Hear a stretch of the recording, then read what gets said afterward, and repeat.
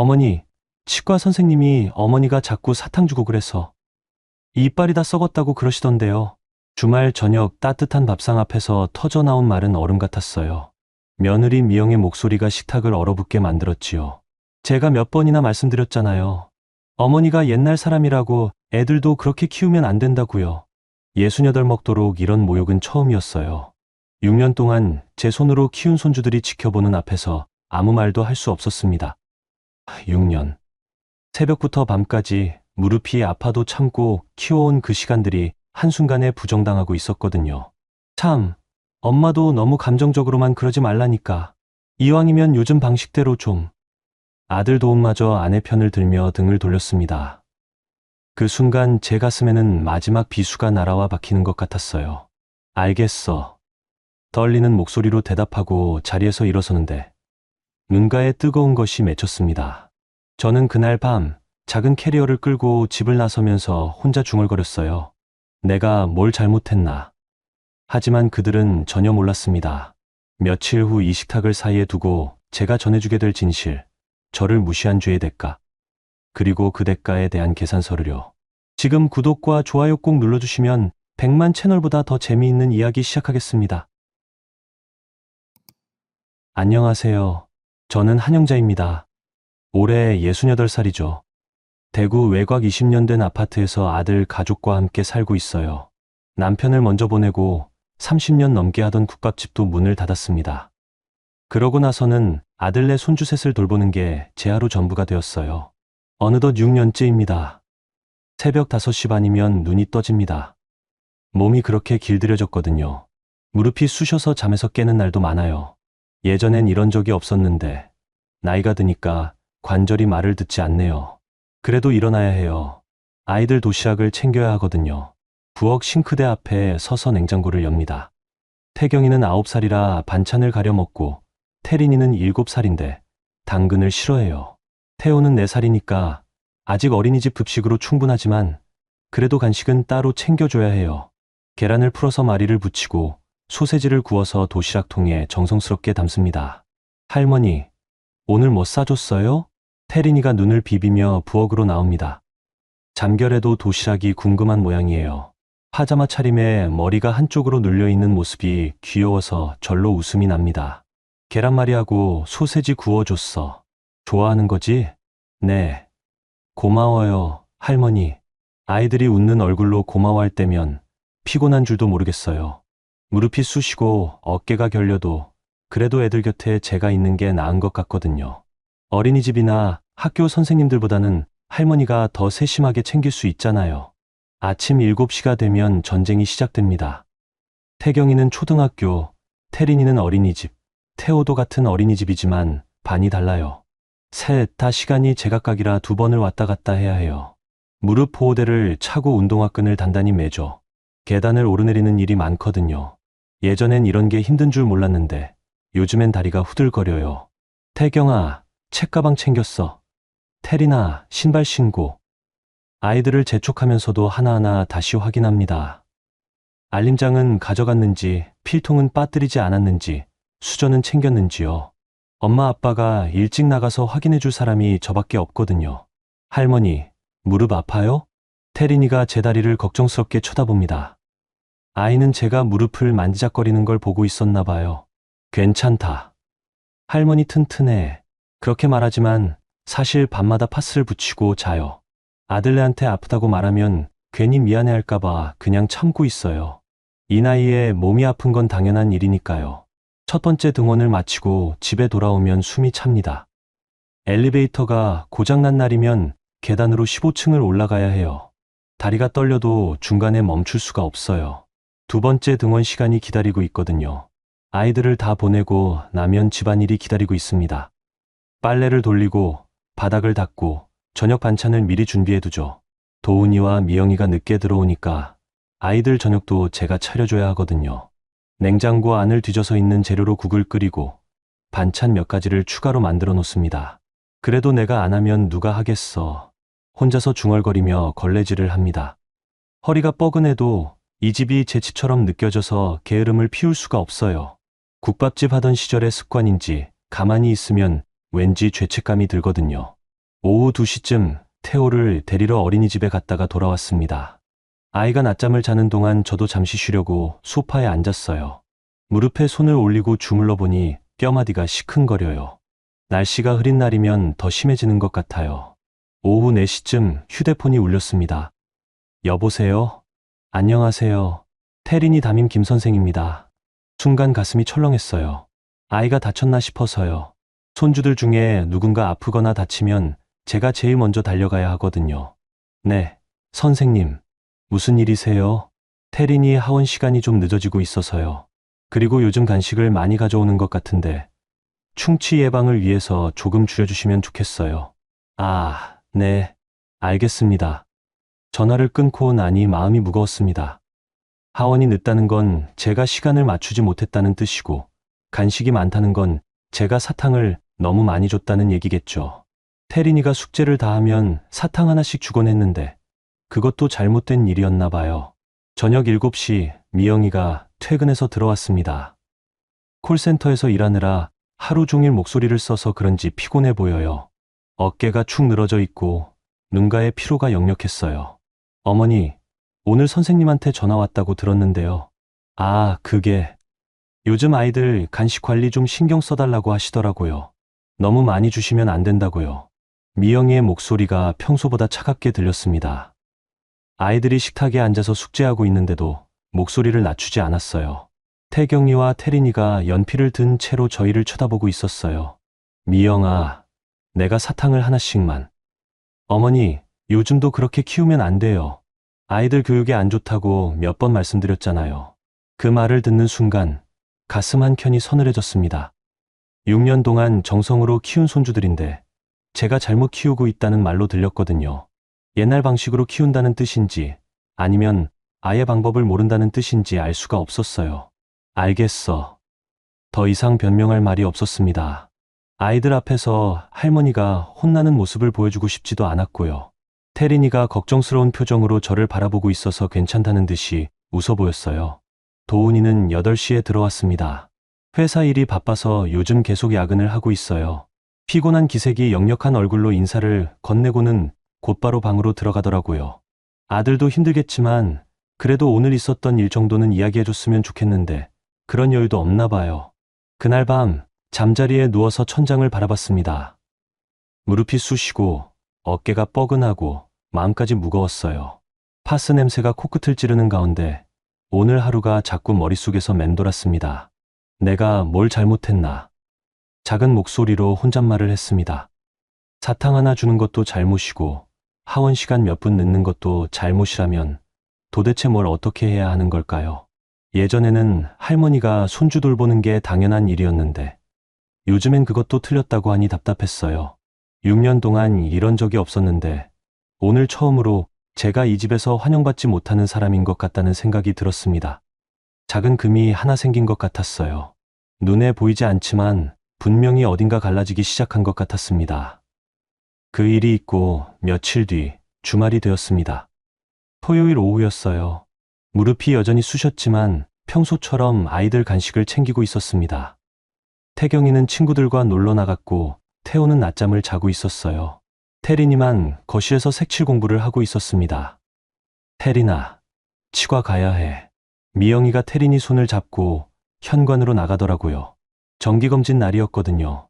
사실 저도 조금 걱정이 되긴 했어요. 며칠 전에 사탕 이야기가 나왔으니까요. 혹시 충치라도 있으면 어쩌나 싶었습니다. 할머니, 같이 가요. 아니야. 엄마랑 가렴. 할머니는 태워봐야 해. 태린이가 아쉬운 표정을 지었지만 미영이가 서둘러 데리고 나갔어요. 평소보다 말이 없어 보였습니다. 저는 집에서 태호를 보면서 기다렸어요. 1시간쯤 지나니까 걱정이 되기 시작했습니다. 보통은 30분이면 끝나는데 오늘은 오래 걸리고 있었거든요. 1시간 반 만에 현관문이 열리면서 미영이와 태린이가 돌아왔습니다. 태린이 얼굴이 살짝 부어 있었어요. 볼이 빨갛게 되어 있고 입술도 두툼해져 있었습니다. 치료를 받고 온 모양이었어요. 태린아, 많이 아팠어? 아이가 고개를 끄덕였어요. 입을 벌리기도 힘들어하는 것 같았습니다. 제 마음도 같이 아팠어요. 손주가 아프면 할머니 마음도 같이 아프거든요. 어디 아픈 데는 없는지 살펴봤는데 다행히 다른 건 괜찮아 보였습니다. 미영이는 가방을 소파에 던지더니 한숨을 푹 쉬었습니다. 평소보다 표정이 훨씬 어두웠어요. 뭔가 기분이 많이 상한 것 같았습니다. 치과에서 무슨 일이 있었나 싶었어요. 어떻게 됐어? 검진만 받고 온 거야? 아니요. 충치가 있어서 치료받았어요. 많이 심했어? 네, 꽤 심했다고 하더라고요. 어금니 2개나. 제 가슴이 덜컥 내려앉았습니다. 충치가 2개나 있다니요. 혹시 제가 준 사탕 때문인가 싶어서 죄책감이 들었어요. 그때 태린이가 소파에 앉으면서 입을 열었습니다. 할머니, 의사 선생님이 물어봤어요. 뭘 물어봤는데? 누가 사탕을 자꾸 주냐고 물어봤어요. 그래서 할머니가 숙제 다 하면 1개씩 주신다고 말했어요. 순간 제 가슴이 쿵 떨어지는 것 같았어요. 아이가 순진하게 말하는 소리였지만 화살이 완전히 저를 향하고 있다는 걸 알 수 있었거든요. 미영이가 저를 째려보는 시선이 느껴졌어요. 그랬구나. 의사 선생님이 사탕 때문에 이가 썩었다고 했어요.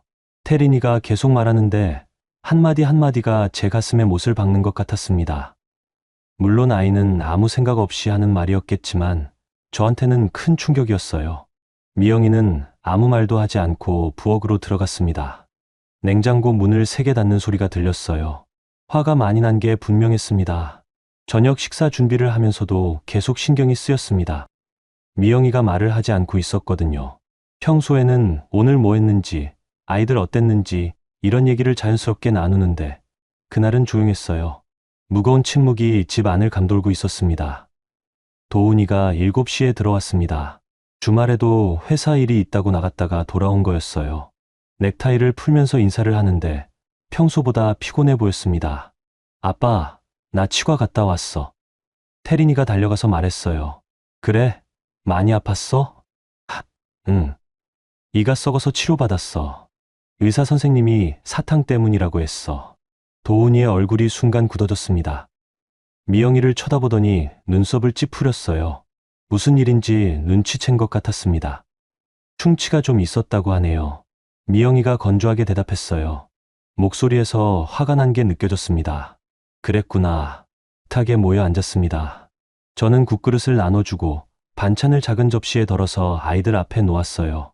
평상시처럼 자연스럽게 하려고 했지만 분위기가 무겁게 가라앉아 있었습니다. 태경이도 뭔가 이상한 걸 느꼈는지 조용히 있었어요. 잘 먹겠습니다. 아이들이 인사를 하고 수저를 들었어요. 저도 밥을 떠서 입에 넣었는데 목구멍으로 넘어가지 않았습니다. 미영이가 계속 저를 쳐다보고 있는 게 느껴졌거든요. 시선이 따가웠어요. 한참 조용히 밥을 먹다가 미영이가 입을 열었습니다. 어머니, 목소리가 평소보다 낮고 차가웠어요. 무슨 말을 할지 알 것 같아서 가슴이 두근거렸습니다. 네. 오늘 치과에서 의사 선생님이 뭐라고 하셨는지 아세요? 뭐라고 그러던? 사탕 때문에 이가 썩었다고 하셨어요. 어금니 2개나 충치가 생겼대요. 누가 자꾸 사탕을 주냐고 물어보시더라고요. 젓가락을 든 손이 떨렸습니다. 아이들이 밥을 먹고 있는 자리에서 이런 이야기를 해야 하나 싶었어요.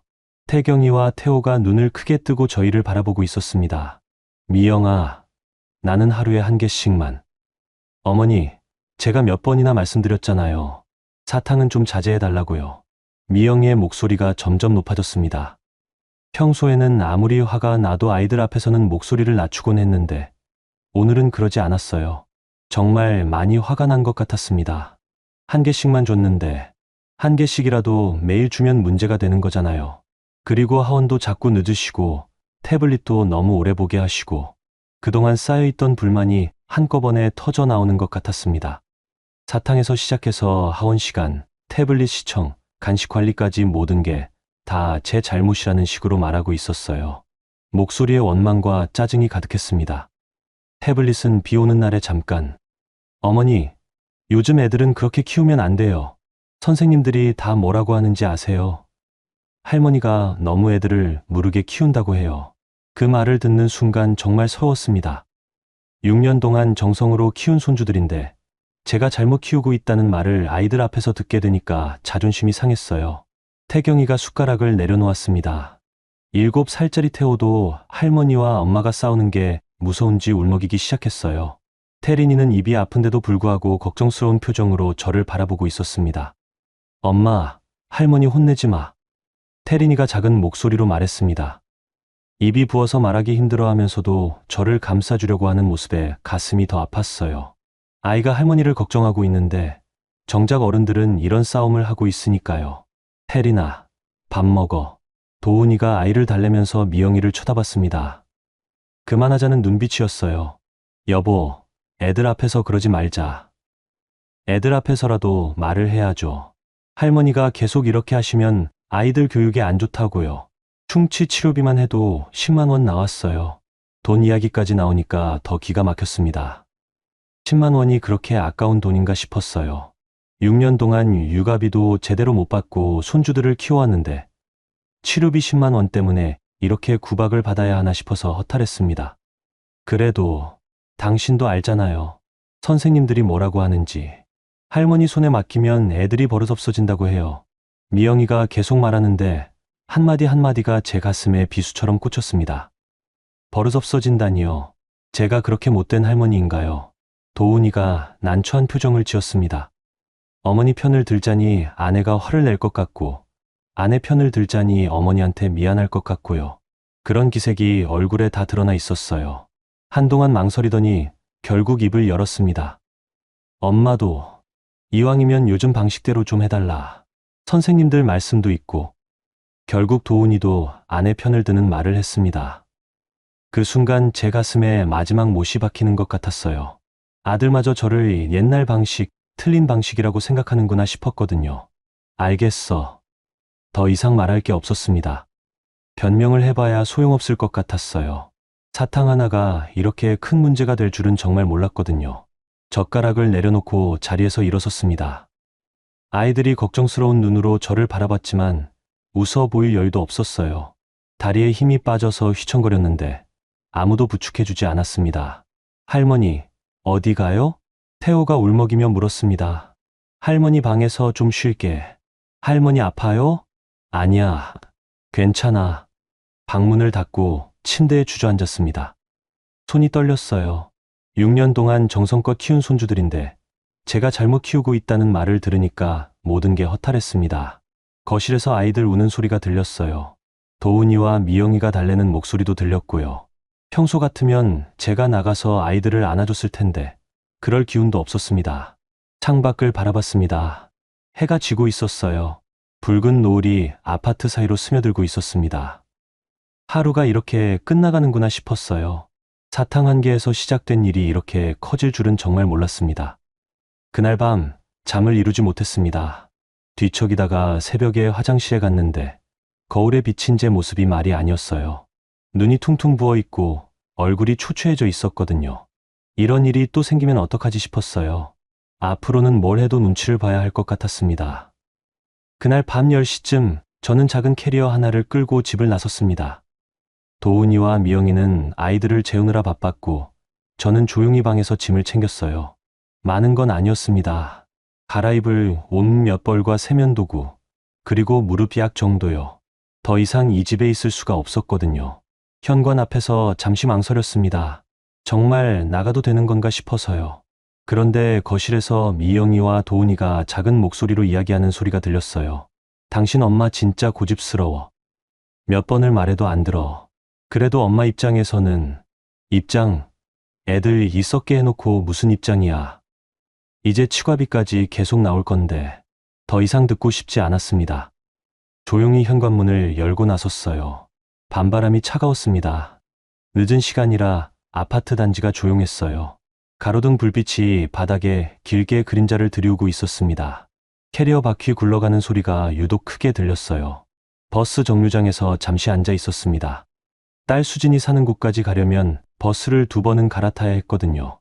이 시간에 버스가 다닐까 걱정되었지만 다행히 막차가 아직 있었어요. 수진이가 사는 빌라는 대구 시내에서 조금 떨어진 곳에 있었습니다. 병원에서 교대 근무를 하다 보니 집값이 저렴한 곳을 구했다고 했어요.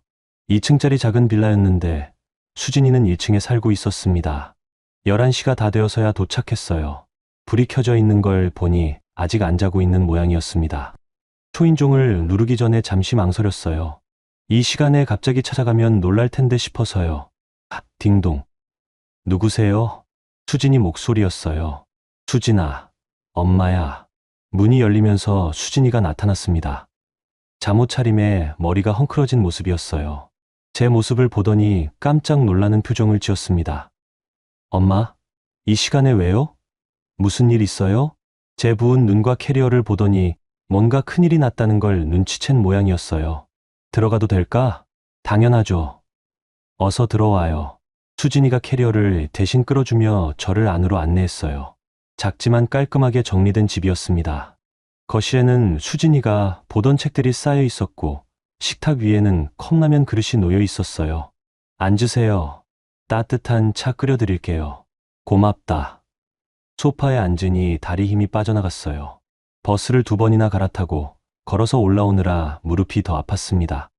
캐리어를 끌고 다니는 것도 힘들었고요.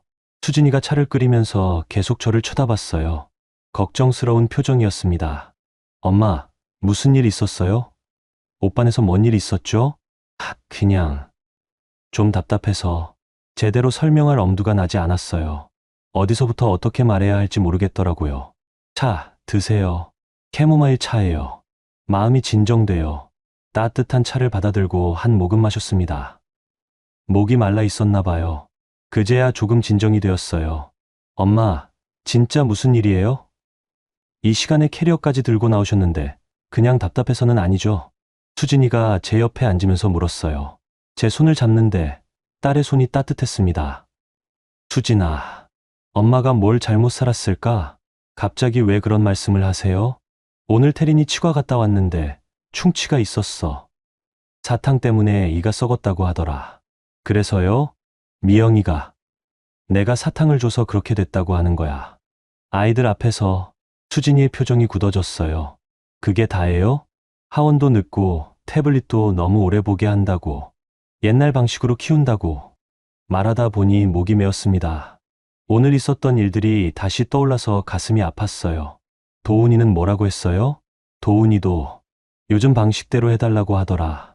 수진이가 한숨을 깊게 쉬었어요. 엄마, 나가요. 포장마차 가서 이야기해요. 여기서는 답답해요.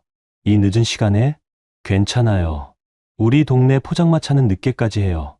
수진이가 옷을 갈아입고 나왔어요. 두꺼운 패딩을 입고 목도리까지 둘렀습니다. 저도 외투를 다시 입고 나섰어요. 포장마차는 빌라에서 걸어서 5분 거리에 있었습니다. 다행히 아직 문을 열고 있었어요. 사장님이 환영하며 안쪽 자리로 안내해 주었습니다. 어머님, 딸이랑 늦은 시간에 나오셨네요. 네, 이야기할 일이 있어서요. 오뎅 국물부터 끓여드릴게요. 추우시죠? 따뜻한 오뎅 국물이 나왔어요. 김이 모락모락 올라오는 걸 보니 마음이 조금 풀렸습니다. 엄마, 이제 자세히 말해봐요. 오늘 정확히 뭔 일이 있었는지. 수진이가 국물을 한 숟가락 떠서 입에 넣으면서 말했어요. 그래서 저는 오늘 있었던 일을 처음부터 다시 이야기했습니다. 치과에서 충치 치료를 받고 온 태린이 이야기부터 식탁에서 벌어진 일까지요. 말하다 보니 또 눈물이 났어요. 6년 동안 내가 정성껏 키웠는데, 엄마, 그거 알아요? 저도 오빠한테 서운한 일 많아요. 너도? 엄마가 오빠 애들만 봐주시니까 제가 아이를 가져도 맡길 데가 없잖아요. 수진이의 목소리에 오래된 서운함이 묻어 있었어요. 수진아, 엄마가 그런 생각을 못했네. 괜찮아요. 이미 지난 일이니까. 그런데 엄마도 이제 좀 생각해 보세요. 엄마 인생이 오빠네 육아로만 끝나도 되는 거예요? 저는 대답할 말이 없었어요. 6년 동안 그것만 생각하고 살았거든요. 엄마, 솔직히 말해봐요. 지금 행복해요? 행복. 그런 건 엄마도 사람이잖아요. 손주들 예쁘긴 하지만 그래도 엄마 인생이 있어야죠. 수진이가 제 손을 꼭 잡았어요. 엄마, 국밥집 하실 때는 어땠어요? 손님들도 만나고 돈도 벌고. 그때는 바빴지만 보람이 있었지. 지금은요? 지금은 말이 막혔어요. 지금은 정말 뭘 위해 사는지 모르겠더라고요. 내가 그 집 식모냐 싶을 때가 있어. 처음으로 속마음을 털어놓았습니다. 식모요? 응. 밥하고 빨래하고 아이들 보고. 그런데 감사하다는 말은 없어. 오히려 뭘 잘못했다고 타박만 받고. 엄마. 손주들 얼굴은 보고 싶은데 이제 그 집에 내 자리가 있는지 모르겠어. 수진이가 눈시울을 붉혔어요. 엄마, 저도 그동안 많이 서러웠어요. 오빠는 엄마한테 애들 맡기고 저는 혼자 다 해야 하고. 수진아, 미안하다. 사과하지 마세요. 그게 아니라 이제는 엄마도 엄마 인생을 사세요. 내 인생? 네. 엄마도 하고 싶은 거 하고 만나고 싶은 사람 만나고 그런 거 있잖아요. 포장마차 안에는 저희 외에 손님이 별로 없었어요. 사장님은 TV를 보고 계셨고 저희는 작은 목소리로 이야기를 나누었습니다. 엄마, 이제 그만하고 싶다고 말씀해 보세요. 뭐라고? 그만하고 싶다고. 큰 소리로요.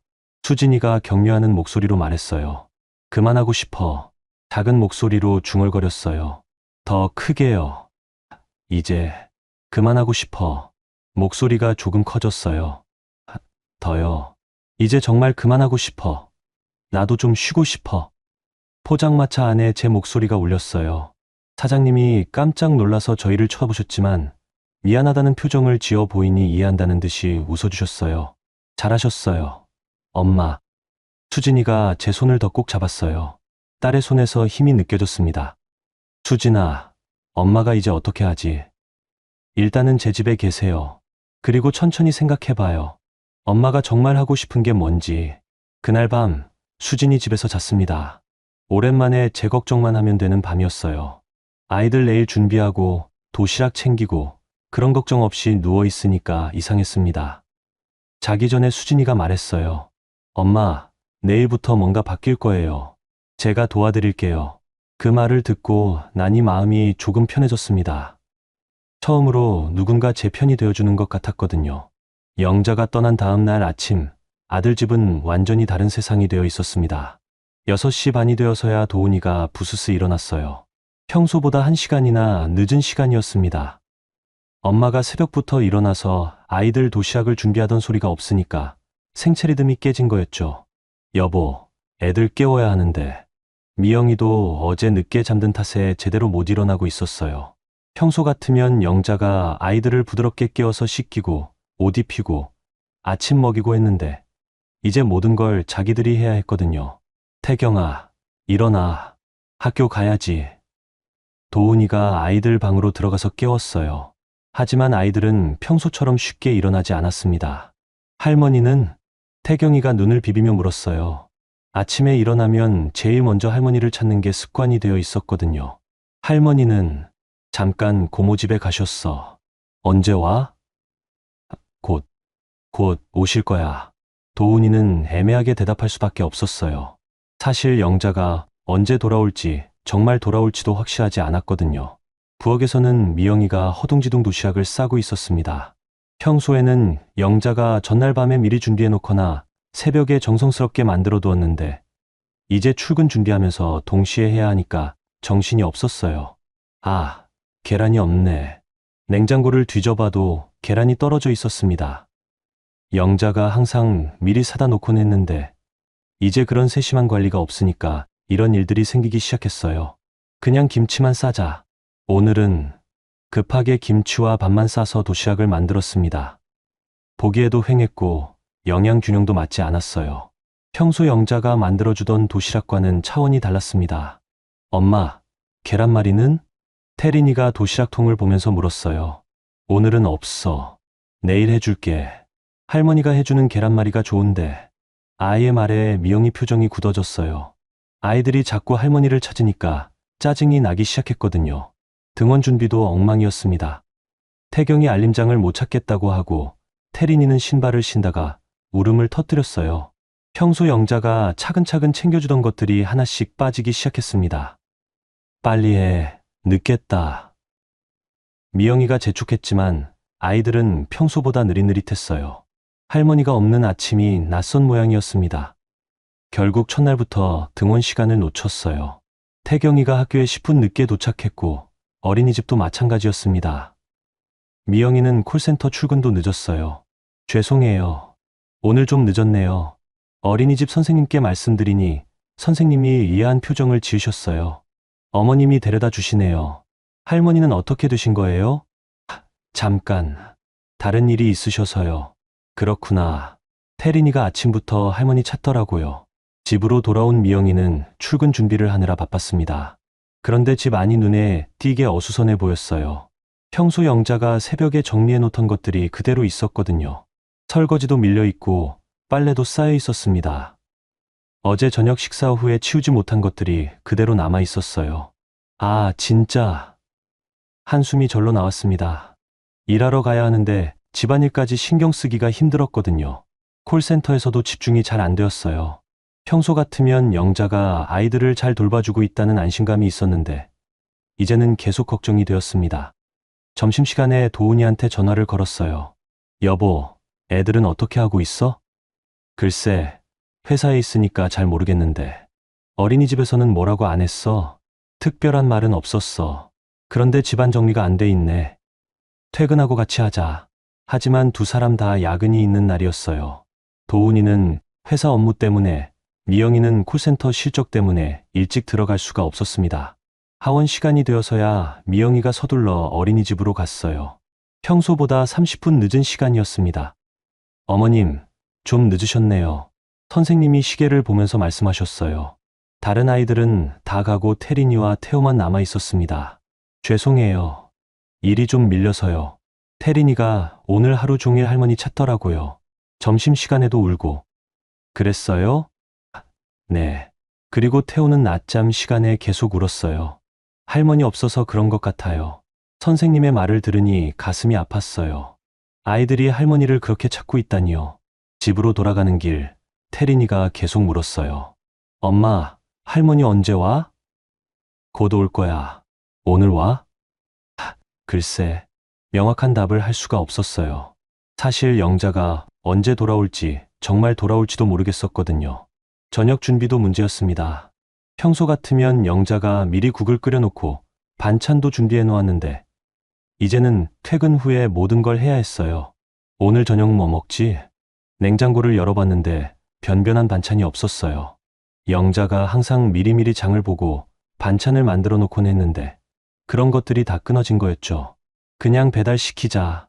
결국 치킨을 시켜 먹었어요. 아이들은 좋아했지만 영양면에서는 엉망이었습니다. 밤에 잠자리에 누인 아이들이 계속 울었어요. 특히 태린이가 심했습니다. 할머니 가지마. 할머니 가지마. 잠결에 중얼거리면서 뒤척였어요. 어린 마음에 할머니가 떠났다는 게 큰 충격이었나 봐요. 태호도 마찬가지였어요. 밤중에 깨서 울면서 할머니를 찾았습니다. 할머니 어디 갔어? 할머니. 아이를 달래려고 했지만 쉽지 않았어요. 평소 영자가 아이들과 얼마나 친밀한 관계를 맺고 있었는지 새삼 깨달았습니다. 이틀째 되는 날은 더 심각했어요. 태경이가 학교에서 돌아와서는 아무 말도 하지 않았습니다. 평소 활발하던 아이가 조용해져 있었어요. 태경아, 학교에서 뭐 했어? 그냥. 숙제는 있어? 몰라. 대화가 되지 않았어요. 아이가 무기력해 보였습니다. 사흘째 되던 날 어린이집에서 전화가 왔어요. 어머님, 잠깐 시간 되시면 나오실 수 있을까요? 무슨 일이세요? 태린이 상태가 좀 직접 말씀드리는 게 나을 것 같아요. 미영이는 급하게 어린이집으로 갔어요. 담임 선생님이 심각한 표정으로 기다리고 있었습니다. 어머님, 태린이가 며칠째 이상해요. 밥도 잘 안 먹고 친구들과도 놀지 않고. 그래요? 할머니 이야기만 계속해요. 언제 오시냐고. 그리고 표정이 많이 어두워졌어요. 선생님의 말을 들으니 가슴이 철렁했어요. 혹시 할머니께서 무슨 일이라도 있으신 건가요? 아니요. 잠깐 다른 곳에 가신 거예요. 그런데 왜 아이들이 이렇게 불안해하죠? 할머니가 안 와서 그런 것 같은데. 그 말을 듣는 순간 미영이 가슴이 순간 철렁 내려앉았어요. 자신이 내뱉은 말 한마디가 이렇게 큰 문제를 만든 건 아닐까 하는 생각이 들었거든요. 저희도 어떻게 해야 할지 모르겠어요. 아이가 너무 의기소침해져서. 죄송해요. 빨리 해결하도록 하겠어요. 어린이집을 나서면서 미영이는 처음으로 진짜 후회가 밀려왔어요. 사탕 때문에 그렇게 화를 낸 게 잘못이었나 싶었습니다. 그날 밤 휴게실에서 혼자 앉아 있으면서 생각했어요. 영자 없는 사흘이 이렇게 힘들다면 앞으로는 어떻게 살아야 할까요? 영자를 다시 설득해야 한다는 생각을 처음으로 진지하게 품게 되었습니다. 며칠 후 수진이가 조심스럽게 말을 꺼냈습니다. 엄마, 제가 아는 변호사 선생님 한 분 계세요. 변호사? 병원 동기 남편분이신데 생활법 전문으로 하신대요. 한번 만나보실래요? 수진이는 병원에서 같이 일하던 동기한테 상황을 설명했다고 했어요. 그랬더니 남편이 변호사인데 이런 일을 많이 다룬다고 하더라는 거였죠. 변호사까지 만날 일인가? 엄마, 그냥 상담만 받아보세요. 엄마가 하신 일이 어느 정도 가치가 있는 건지 한번 들어보시라고요. 구청 근처에 있는 작은 사무실이었습니다. 간판에는 서민호 법무사무소라고 적혀 있었어요. 생각보다 수박한 곳이었습니다. 거창한 빌딩이 아니라 상가 2층에 있었거든요. 어서 오세요. 수진 씨 어머님이시죠? 서민우 변호사는 40대 중반쯤 되어 보이는 사람이었어요. 인상이 부드럽고 목소리도 차분했습니다. 정장 차림이었지만 넥타이를 풀고 있어서 편안해 보였어요. 저희 동기가 많이 이야기해 주셔서 대충 상황은 알고 있습니다. 편하게 앉으세요. 사무실은 크지 않았지만 깔끔했어요. 책장에는 법전들이 빼곡히 꽂혀 있었고 책상 위에는 서류들이 정리되어 있었습니다. 벽에는 자격증과 함께 가족 사진이 걸려 있었어요. 어머님께서 6년 동안 손주 돌봄을 해오신 거죠? 네, 그렇습니다. 혹시 시간이나 내용을 기억하시는 게 있으신가요? 수진이가 대신 대답했어요. 미리 정리해온 메모지를 꺼내더라고요. 오전 6시부터 오후 8시까지 거의 매일이었어요. 주말에도 봐주시고 도시락 준비, 등하원, 집안일까지 다 하셨거든요. 서 변호사가 계산기를 두드렸어요. 하루에 14시간, 일주일에 7일. 이 정도면 단순한 육아 도움을 넘어서는 수준이네요. 그런가요? 네. 요즘 육아 도우미 시급이 시간당 15,000원 정도거든요. 하루 14시간이면 21만 원, 한 달이면. 계산기를 더 두드리더니 놀란 표정을 지었어요.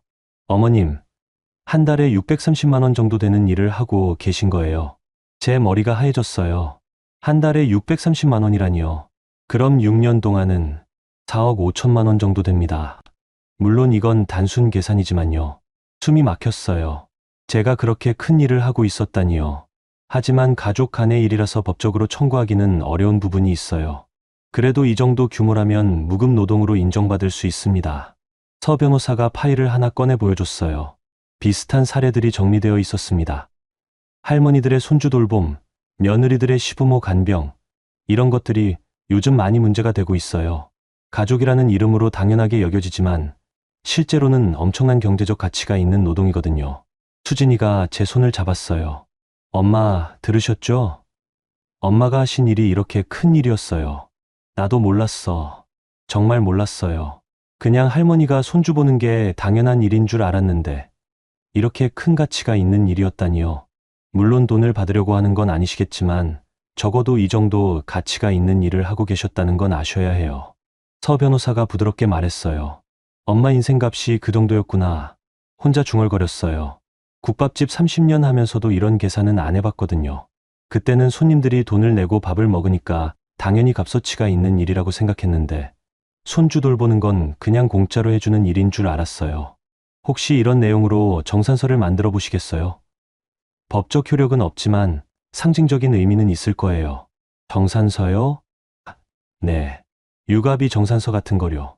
엄마님이 그동안 하신 일의 가치를 숫자로 보여주는 거죠. 수진이가 제 손을 더 꼭 잡았어요. 엄마, 한번 만들어 보세요. 엄마가 당당해질 수 있도록요. 그게 무슨 소용이 있을까? 소용 있어요. 엄마도 사람이라는 걸 보여주는 거예요. 서 변호사가 고개를 끄덕였어요. 어머님 말씀이 맞아요. 가족이라고 해서 노동의 가치가 없어지는 건 아니거든요. 오히려 더 소중한 일이죠. 한동안 생각했어요. 정말 그럴 필요가 있을까요? 그런데 문득 지난 며칠간의 일들이 떠올랐어요. 사탕 하나 때문에 받은 모욕, 아이들 앞에서 당한 망신, 그리고 무엇보다 제가 하는 일이 하찮게 여겨지는 현실이요. 싸우자는 게 아니에요. 그냥 나도 사람이라는 걸 알리고 싶어요. 그럼 만들어 보시겠어요? 네, 한번 해보겠습니다. 서 변호사가 미소를 지었어요. 일주일 정도 걸릴 것 같아요. 자세한 내역을 정리해서 깔끔하게 만들어 드릴게요. 사무실을 나서면서 수진이가 제 팔짱을 끼웠어요. 엄마, 잘 결정하셨어요. 그런가? 네. 엄마도 엄마 인생을 찾으셔야 해요. 그날 밤, 수진이 집에서 오랜만에 깊이 잠들었어요. 4억 5천만 원이라는 숫자가 계속 머릿속을 맴돌았지만 이상하게 마음이 편했습니다. 제가 하는 일이 정말 가치 있는 일이었구나 하는 생각이 들었거든요. 꿈속에서는 국밥집 하던 시절이 나왔어요. 손님들이 사장님 국밥 맛있어요 라고 말하던 그때처럼 누군가 제 손주 돌봄을 인정해주는 꿈이었습니다. 일주일 후 서 변호사한테서 연락이 왔어요. 정산서가 완성되었다는 거였죠. 일주일이 지난 후 미영이한테서 수진이에게 전화가 왔습니다. 수진 씨, 혹시 어머님 안부 좀 여쭤볼 수 있을까요? 목소리가 평소와 달랐어요. 힘이 없고 조심스러웠습니다. 왜요? 아이들이 너무 힘들어해요. 밥도 안 먹고 밤에 계속 울고. 수진이가 저를 쳐다보더라고요. 미영이 목소리가 스피커폰으로 들리고 있었거든요. 어머님께 직접 사과드리고 싶어요. 제가 너무 심했던 것 같아서요. 사과요? 네. 다 같이 밥이나 먹으면서 이야기했으면 좋겠어요. 괜찮을까요? 수진이가 저에게 눈짓으로 물었어요. 전화를 받을 건지 말 건지요. 엄마, 어떻게 하실래요? 한동안 망설였어요. 정말 미영이가 진심으로 사과하려는 건지 아니면 그냥 아이들 때문에 어쩔 수 없어서 하는 말인지 알 수 없었거든요. 한번 가봐도 되겠다. 그럼 내일 저녁에 오세요. 제가 같이 갈게요. 다음 날 저녁 수진이와 함께 아들 집으로 갔습니다. 일주일 만에 가는 길이었어요. 익숙한 길인데도 마음이 무거웠습니다. 현관 앞에서 초인종을 눌렀어요. 평소 같으면 그냥 들어갔을 텐데 이제는 남의 집에 온 것 같은 기분이었습니다. 어서 오세요. 미영이가 문을 열어주었어요. 화장을 했지만 얼굴이 많이 상해 보였습니다. 며칠 동안 고생한 게 역력했어요. 할머니, 아이들이 달려왔어요. 태린이와 태호가 제 다리를 껴안으면서 울었습니다. 할머니 어디 갔어요? 왜 안 와요? 할머니 보고 싶었어요. 아이들 얼굴이 많이 야위어 있었어요. 일주일 만에 이렇게 변할 수가 있나 싶을 정도였습니다. 우리 예쁜이들. 아이들을 안아주니 마음이 아팠어요. 제가 이 집을 나간 게 맞는 선택이었나 싶었거든요. 거실에는 도훈이도 앉아 있었어요. 평소보다 일찍 퇴근한 모양이었습니다. 어색하게 인사를 나누고 식탁에 앉았어요. 미영이가 준비한 저녁상이었는데 평소 제가 차려주던 것과는 많이 달랐어요. 반찬 가지수도 적고 간도 제대로 안 맞는 것 같았습니다. 어머님, 그동안 정말 죄송했어요. 미영이가 먼저 입을 열었어요. 고개를 숙이면서 말하는데 목소리가 떨렸습니다. 제가 너무 예민하게 굴었어요. 사탕 때문에 그렇게 말씀드린 것도. 됐어. 지난 일이야. 아니에요. 정말 잘못했어요. 아이들이 이렇게 힘들어하는 걸 보니까 제가 얼마나 큰 실수를 했는지 알겠어요. 분위기가 조금씩 풀리는 것 같았어요. 아이들도 할머니가 돌아온 걸 좋아하고 있었고요. 그런데 도훈이가 입을 열었습니다. 엄마도 너무 감정적으로만 그러지 말았으면 좋겠어. 우리도 나름 고민이 있는데. 그 말을 듣는 순간 수진이 젓가락을 탁 내려놓았어요. 오빠가 뭐라고 그래? 아니, 서로 이해해야 하는 거 아냐? 엄마도 요즘 방식을 좀. 오빠, 지금 뭔 소리 하는 거야? 수진이 목소리가 차가워졌어요. 저도 깜짝 놀랄 정도였습니다. 여보, 그만. 미영이가 도훈이를 말리려 했지만 수진이가 이미 일어서고 있었어요. 오빠, 엄마가 감정적이라고? 정말로? 수진이가 가방에서 봉투 하나를 꺼냈어요. 두툼한 봉투였습니다.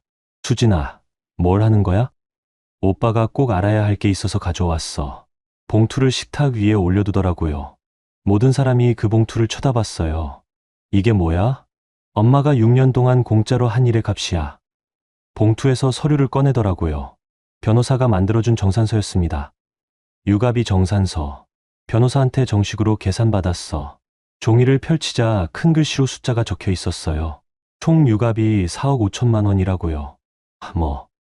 뭐라고? 도훈이가 종이를 들여다봤어요. 눈이 커졌습니다. 4억 5천만 원?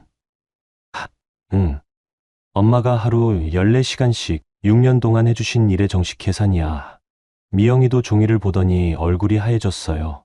젓가락을 든 손이 떨렸습니다. 이게 정말이야? 변호사가 최저시급으로 계산한 거야. 도시락 준비, 등하원, 집안일, 아이 돌봄. 다 포함해서. 수진이 목소리에 분노가 섞여 있었어요. 우리가 엄마한테 빚진 돈이 이 정도라고. 수진아, 그건 좀 뭐? 가족이니까 공짜로 해주시는 게 당연하다고? 수진이가 도훈이를 째려봤어요.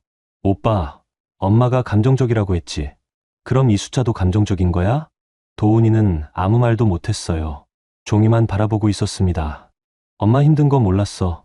무릎 아픈 것도 모르고 파스 붙이고 주무시는 것도 몰랐어. 그건 몰랐던 게 아니라 안 보려고 했던 거잖아. 편하니까. 수진이가 계속 말하는데 그동안 쌓였던 감정이 한꺼번에 터져 나오는 것 같았어요. 나도 엄마 딸이야. 근데 왜 맨날 오빠 애들만 봐주셔야 해? 나도 엄마 필요할 때 있어. 수진아, 엄마 국밥집 문 닫고 오빠 애들 보느라 제 인생을 포기하신 거야. 그런데 고마워하기는커녕 뭐가 잘못됐다고 타박만 하고. 미영이가 종이를 보면서 손으로 입을 막았어요. 충격받은 표정이었습니다. 4억. 이렇게 큰 돈을. 이제 알겠어. 엄마가 얼마나 큰 희생을 하셨는지. 수진이가 미영이를 향해 돌아섰어요. 옳게 사탕 하나 때문에 엄마한테 그렇게 말할 수 있었어. 이 정도 값어치 일을 하시는 분한테. 미영이가 젓가락을 떨어뜨렸어요. 탁 소리가 식탁에 울렸습니다. 어머님, 제가 정말 충치 치료비 10만 원이 아까웠어. 4억 5천만 원어치 일해주시는 분한테. 미영이가 자리에서 일어나더니 제 앞에 두 손을 모았어요. 어머님, 죄송합니다. 정말 죄송해요. 고개를 숙이고 계속 사과했어요. 제가 몰랐어요. 이렇게 큰 일을 해주고 계신 줄. 정말 몰랐어요. 옳게. 어머님께 너무 큰 죄를 지었어요. 어떻게 용서받을 수 있을까요? 미영이가 울기 시작했어요. 진짜 후회하는 것 같았습니다. 아이들도 상황을 다 알아듣지는 못했지만 엄마가 할머니한테 사과하는 걸 보고 있었어요. 태경이가 제 손을 잡았습니다. 할머니, 엄마가 미안하다고 해요. 응, 할머니도 들었어. 도훈이도 종이를 보면서 말없이 고개를 숙였어요. 자기가 얼마나 큰 실수를 했는지 깨달은 모양이었습니다. 엄마, 죄송해요. 저도 정말 몰랐어요. 됐다. 다 지난 일이야. 하지만 제 마음은 복잡했어요. 미안하다는 말을 듣긴 했지만 상처받은 마음이 쉽게 아물지는 않았거든요. 수진이가 제 어깨에 손을 얹었어요. 엄마, 이제 결정하세요. 엄마가 어떻게 살고 싶으신지. 그 말을 듣고 나니 무언가 확실해졌어요. 저도 제 인생을 살고 싶다는 생각이요. 며칠 후, 저는 중요한 결정을 내렸습니다. 수진아, 작은 방 하나 구해줄 수 있을까? 방요? 엄마 혼자 쓰실? 응.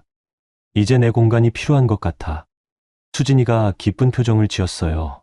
당연하죠. 제가 알아볼게요. 일주일 만에 괜찮은 원룸을 찾았습니다. 수진이 집에서 걸어서 10분 거리에 있는 깔끔한 곳이었어요. 크지는 않았지만 창이 크고 햇빛이 잘 들었습니다. 무엇보다 온전히 제 공간이라는 게 좋았어요. 엄마, 여기 어때요? 좋다. 여기로 하자. 계약을 하고 나니 마음이 홀가분했어요. 68년을 살면서 처음으로 완전히 제 이름으로 된 집을 갖게 되었거든요. 짐을 옮기는 날 도훈이와 미영이가 와서 도와주었어요. 어색했지만 예전보다는 분위기가 나아져 있었습니다. 어머님, 필요한 거 있으시면 언제든 말씀해 주세요. 미영이가 조심스럽게 말했어요. 그동안 미안했다는 표정이었습니다. 고맙다. 큰일 없으면 괜찮을 거야. 아이들이 할머니 보고 싶어 할 텐데 주말에 오라고 해. 밥 같이 해 먹자. 아이들이 저를 꼭 안았어요. 할머니, 새 집 좋아요? 응. 할머니도 이제 할머니 집이 생겼어. 자주 와도 돼요? 물론이지. 우리 태린이가 언제든 와. 원룸에 정착하고 나서 첫 번째로 한 일은 창가에 화분을 놓는 것이었어요. 수진이가 사다 준 꽃들이었습니다. 제라늄과 베고니아, 그리고 작은 허브들이었어요. 엄마, 꽃 키우는 거 좋아하셨죠? 옛날에 국밥집 앞에 화분 놓고 키우곤 했지.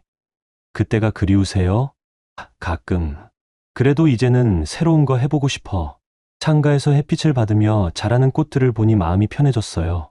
누군가 돌봐줘야 할 사람은 저였거든요.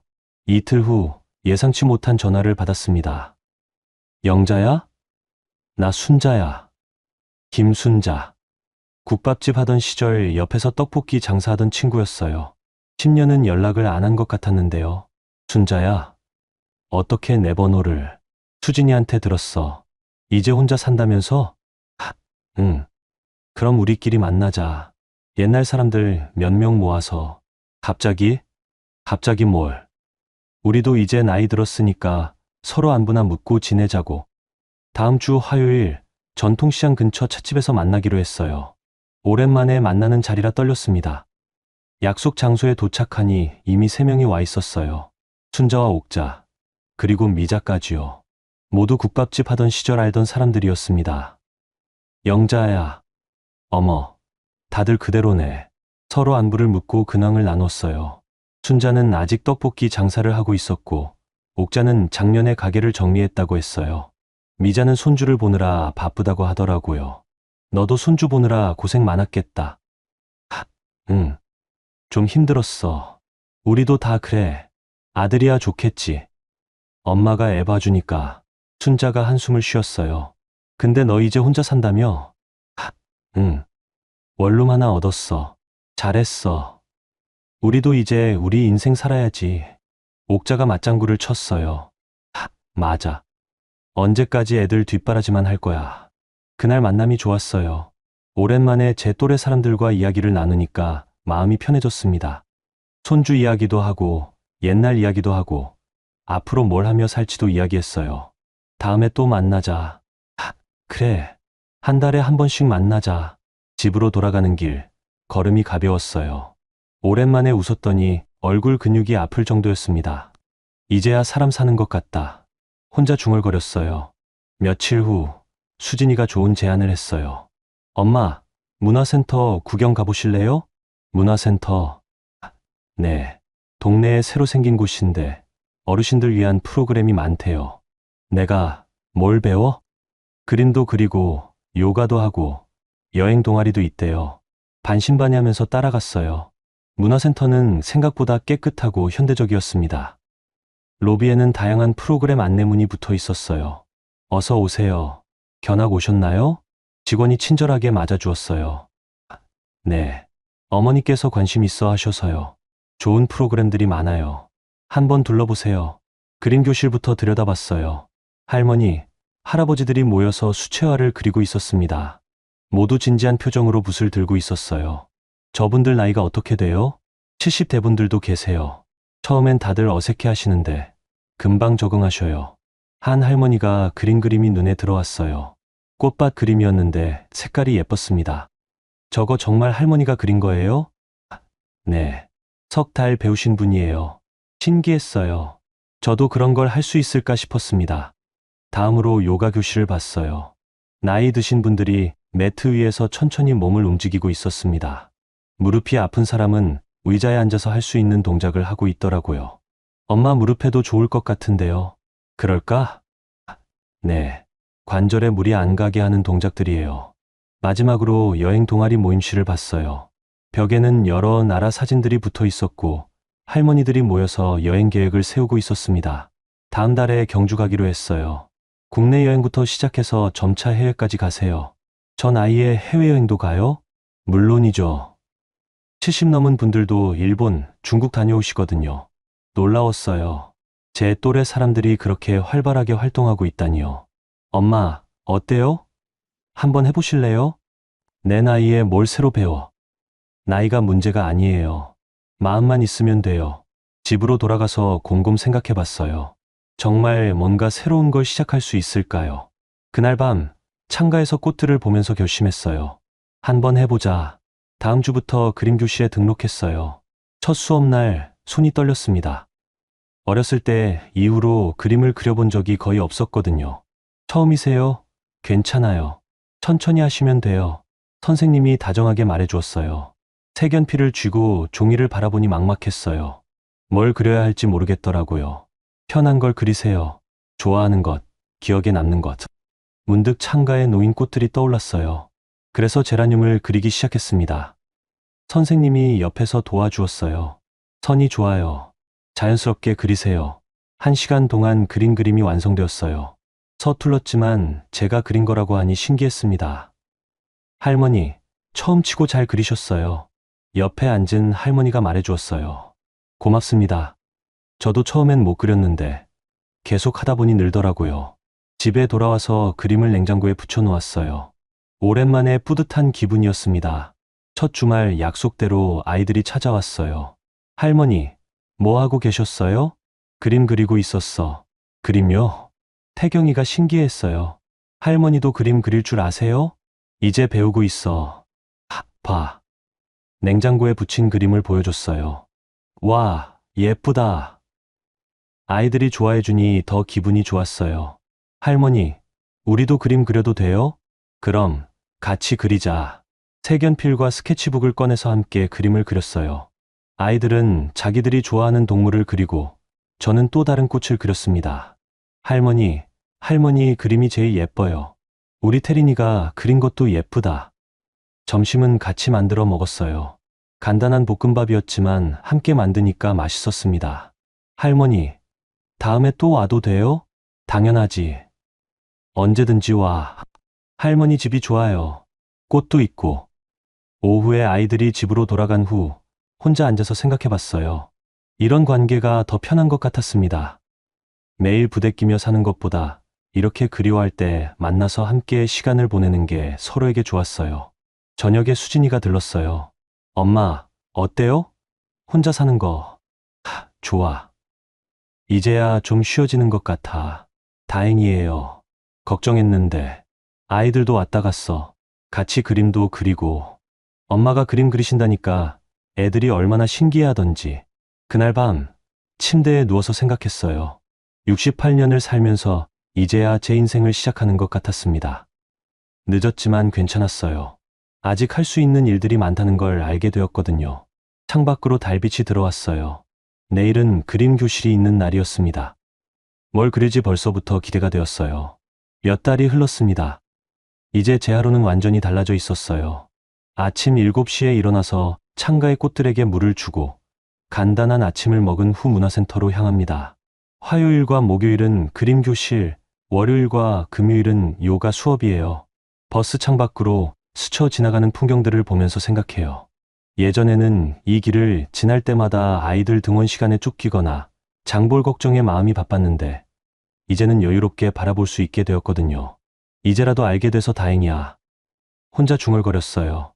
68살이 되어서야 깨달았지만 그래도 늦지 않았다는 생각이 들었습니다. 문화센터 그림 교실에서는 이제 꽃만 그리는 게 아니라 풍경도 그리고 사람도 그려요.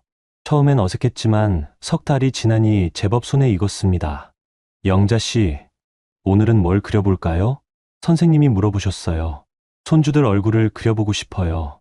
좋은 생각이에요. 기억 속 얼굴을 그려보세요. 색연필을 들고 스케치북을 바라봤어요. 태경이, 태린이, 태호의 웃는 얼굴이 떠올랐습니다. 예전처럼 매일 보지는 않지만 더 소중하게 느껴지는 얼굴들이었어요. 그림 수업이 끝나고 라면 같은 반 할머니들과 차 한잔하는 게 일과가 되었어요.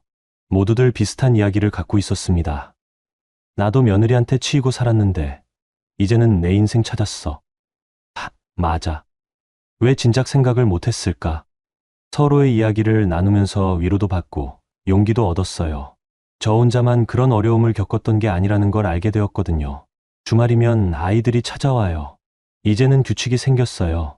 토요일 오후 2시에 와서 5시에 돌아가는 거예요. 그 시간 동안 함께 요리도 하고 그림도 그리고 이야기도 나눕니다. 할머니, 오늘은 뭐 해줄 거예요? 김밥 만들어 볼까? 좋아요. 아이들과 함께 김밥을 싸면서 이야기를 나눠요. 학교에서 있었던 일, 친구들 이야기, 요즘 재미있게 본 만화 이야기까지요. 예전처럼 재촉하지 않으니까 아이들도 더 편하게 얘기하더라고요. 할머니는 요즘 뭐 하세요? 그림 그리고 꽃도 키우고 친구들도 만나고 그래. 할머니도 친구 있어요? 그럼. 할머니도 친구 많아. 아이들이 신기했어요. 할머니도 자기만의 생활이 있다는 걸 처음 알게 된 것 같았습니다. 오후 5시가 되면 아이들을 데리러 도훈이나 미영이가 와요. 예전보다 훨씬 정중해졌어요. 어머님, 오늘도 고마웠어요. 괜찮아. 애들이 워낙 착해서. 다음 주에도 와도 될까요? 언제든지. 이제는 억지로 하는 육아가 아니라 할머니로서 손주들과 즐거운 시간을 보내는 거예요. 책임감의 무게는 덜어내고 사랑만 나누는 관계가 되었습니다. 한 달에 한 번은 시장 친구들과 만나요. 순자, 옥자, 미자와 함께 맛있는 거 먹고 옛날 이야기도 하고 요즘 하는 일들도 이야기해요. 영자야, 너 진짜 달라졌다. 어떻게? 얼굴이 밝아졌어. 예전엔 항상 피곤해 보였는데. 그래? 응. 지금이 훨씬 좋아 보여. 친구들 말을 들으니 정말 그런 것 같았어요. 거울을 보면 예전보다 표정이 편해져 있었거든요. 어느 날 문화센터에서 여행 동아리 모임에 참석해 봤어요. 다음 달에 경주로 1박 2일 여행을 간다는 거였어요. 영자 씨도 같이 가실래요? 나도 갈 수 있어요? 물론이죠. 우리끼리 재미있게 다녀와요. 생전 처음 친구들과 떠나는 여행이었어요. 남편과 함께 다닌 적은 있어도 여자끼리만 가는 여행은 처음이었습니다. 경주 여행은 정말 즐거웠어요. 불국사도 보고 천마총도 구경하고 맛있는 음식도 먹었습니다. 무엇보다 아무 걱정 없이 하루를 보낸다는 게 이렇게 좋은 줄 몰랐어요. 내년에는 제주도 가자. 좋아. 제주도도 가보고 싶었어. 여행에서 돌아온 후 제 세상은 더욱 넓어져 있었어요. 할 수 있는 일들이 이렇게 많다는 걸 새삼 깨달았습니다. 며칠 전 태린이와 함께 시장에 갔어요. 오랜만에 둘이서만 나온 거였습니다. 할머니, 저기 떡볶이 아줌마예요? 순자야. 우연히 순자를 만났어요. 순자가 태린이를 보더니 반가워했습니다. 영자야, 이게 손주구나. 참 예쁘게 생겼다. 고마워. 할머니, 저분이 할머니 친구예요? 응. 할머니가 젊었을 때부터 알던 친구야. 태린이가 신기해하는 표정을 지었어요. 할머니에게도 오랜 친구가 있다는 게 새로운 발견인 것 같았습니다. 집으로 돌아가는 길, 태린이가 말했어요. 할머니는 언제가 제일 행복해요? 글쎄, 요즘이 제일 행복한 것 같아. 왜요? 할머니도 할머니 인생이 생겼거든. 할머니 인생이요? 응. 할머니도 하고 싶은 거 하고, 만나고 싶은 사람 만나고, 가고 싶은 데 가고 그러는 거야. 태린이가 고개를 끄덕였어요. 완전히 이해했는지는 모르겠지만 할머니가 행복하다는 건 알 수 있는 것 같았습니다. 시장 어귀에서 태린이와 헤어지는 시간이 왔어요. 도훈이가 데리러 와 있었거든요. 할머니, 다음 주에 또 와도 돼요? 그럼. 언제든지 와. 사랑해요, 할머니. 할머니도 사랑해. 태린이가 아빠 손을 잡고 걸어가는 뒷모습을 보면서 생각했어요. 이제는 서로에게 부담이 되지 않는 관계가 되었다는 거요. 할머니는 할머니 인생을 살고 손주들은 손주들 인생을 사는 거예요. 저는 반대 방향으로 걸어갔어요. 내일은 그림 교실이 있는 날이었습니다. 뭘 그릴지 벌써 정해놨어요. 시장 골목 풍경을 그려보려고 했거든요. 이 이야기를 듣고 계신 분들께 말씀드리고 싶어요. 우리 곁에는 많은 엄마들과 할머니들이 있습니다. 누군가의 밥을 짓고, 누군가의 아이를 재우고, 누군가의 뒷바라지를 하며 살아가는 손들이 있어요. 그 손들이 없으면 세상이 돌아가지 않을 것 같지만, 정작 그 손들의 주인이 누구인지, 어떤 꿈을 가지고 있는지는 잘 보이지 않습니다. 모든 엄마에게도, 모든 할머니에게도 인생이 있다는 걸 기억해 주세요. 누군가의 그림자나 누군가의 수단이 아니라 각자의 이름을 가진 한 사람으로 살아갈 권리가 있다는 거요. 저는 68살에 그걸 깨달았지만 여러분은 더 일찍 깨달으시길 바라요. 인생은 언제든 새로 시작할 수 있으니까요.